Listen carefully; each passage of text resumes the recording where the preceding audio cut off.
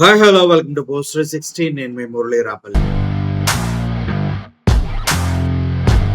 ఈరోజు ఏబీఎన్ ఆంధ్రజ్యోతిలో ఒక కథనం చూసిన తర్వాత నాకు చాలా బాధేసింది.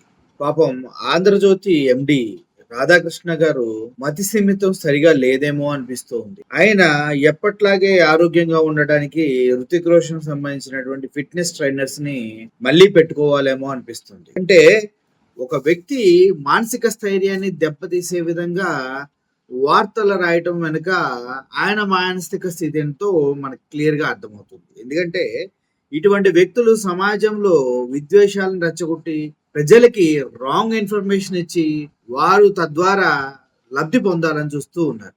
ఇటువంటి వారిని నిజంగానే మతి స్థిమితం లేని ఒక సైకోల్లాగా మనం అనుకోవచ్చు. ముఖ్యంగా చెప్పాలంటే ప్రధాని వస్తుంటే జగన్ జంప్ అంట.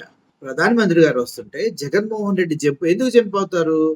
ఎందుకు వెంటనే ప్రధానమంత్రి గారు వచ్చేసి జగన్మోహన్ రెడ్డి గారిని అరెస్ట్ చేసి జైల్లో వేస్తారా? లేదంటే ప్రధానమంత్రి గారు వస్తే జగన్మోహన్ రెడ్డి గారికి పార్టీ నుంచి సస్పెండ్ చేస్తారా ఆయన రాకపోతే? ఎందుకని?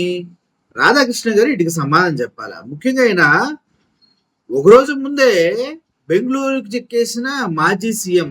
ఒకరోజు ముందే బెంగళూరుకి ఆయన ఇష్టం, ఆయన ఎక్కడికైనా వెళ్తాడు. ఆయన ఎక్కడికి వెళ్ళాలో నువ్వు చెప్తావా రాధాకృష్ణ? ఆయన ఎక్కడికి వెళ్ళాలి, ఏం చేయాలనేది మొత్తం నువ్వు చెప్తావా ఏంటి? అమరావతి పన్ను శ్రీకారానికి ప్రత్యేకంగా ఆహ్వానించిన ప్రభుత్వం ప్రత్యేకంగా ఆహ్వానించింది. ఈ మాట చెప్పడానికి రాధాకృష్ణకి సిగ్గుందో లేదో నాకైతే అర్థం కావట్లేదు. ఎందుకంటే ప్రత్యేకంగా ఆహ్వానించటం మాజీ ముఖ్యమంత్రి, అదే విధంగా ఒక పార్టీకి ఆయన అది నేత, 40% ఓటు బ్యాంక్ ఉన్న నాయకుడు.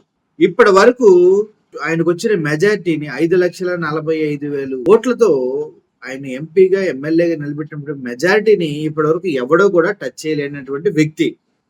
ప్రతిపక్ష హోదా మీరిచ్చినా ఇవ్వకపోయినా ఆయన అంటూ ప్రతిపక్ష లీడర్.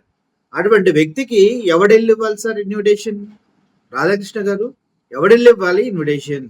ఒక ఫ్యూన్ స్థాయి వ్యక్తి, అది కూడా వైఎస్ జగన్మోహన్ రెడ్డి గారు సింహాచలం అప్పన్న స్వామి టెంపుల్లో జరిగినటువంటి, అదే మన కూటమి ప్రభుత్వం కన్స్ట్రక్ట్ చేసిన అద్భుతమైన రిటైనింగ్ వాల్ ఉంది, అది కూలి దగ్గర 7-8 మంది చనిపోతే వారిని పరామర్శించడానికి వెళ్ళినటువంటి జగన్మోహన్ రెడ్డి గారు అక్కడ ఉండగా ఎవరో కౌన్ కిస్కా తెలియని వ్యక్తి, కౌన్ కిస్కా కొట్టం అంటే ఇంకా బాగోదులేండి, ఒక ఫ్యూ స్థాయి కేడర్ ఉన్న వ్యక్తి వచ్చి ఆ ఇన్విటేషన్ ని, అది కూడా జగన్మోహన్ రెడ్డి గారు బిఏకి కేఎన్ఆర్ గారికి ఇచ్చి వెళ్తే జగన్మోహన్ రెడ్డి గారు ఇప్పుడు వచ్చి మోడీ గారి దగ్గర అది మళ్ళీ చంద్రబాబు నాయుడు పిలిచారు కదా అనేసి వెళ్ళాలా?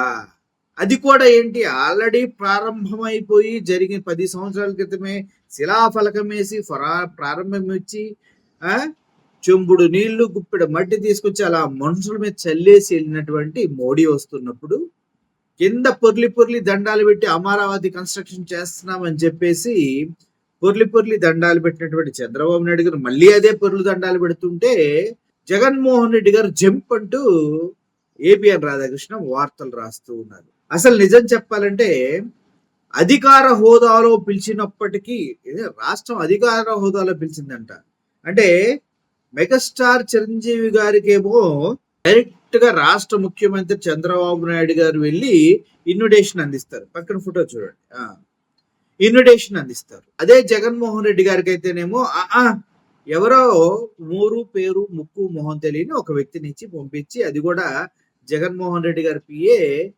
కేఎన్ఆర్ కి ఇచ్చి పంపిస్తారు. అసలు మనిషి అన్న వాడు ఎవడైనా ఇట్లాంటి వార్త రాస్తాడా రాధాకృష్ణ? మరి అది రాయాలి కదా, ఎవరితో ఇచ్చి పంపించారు, చిరంజీవికి ఎవరితో ఇచ్చారని రాయాలి కదా. అన్నిటికన్నా హైలైట్ ఏంటంటే నీ బుద్ధి, నీ వంకర బుద్ధి, నీ వంకర మనసు. ఎంత వంకరది కాకపోతే ఇంత వంకర రాతలు రాస్తావయ్యా? కనీసం మన బంధువులైనా కూడా వాళ్ళ పిల్ల పెళ్లికి వాళ్ళు రాకుండా ఎవరితో పంపిస్తే మనమే వెళ్ళమే. ఏంది మెయిన్ గా వాళ్ళు రాకుండా అట్లీస్ట్ ఫోన్ చేసి చెప్పలేదని కూడా ఫీల్ అవుతామే.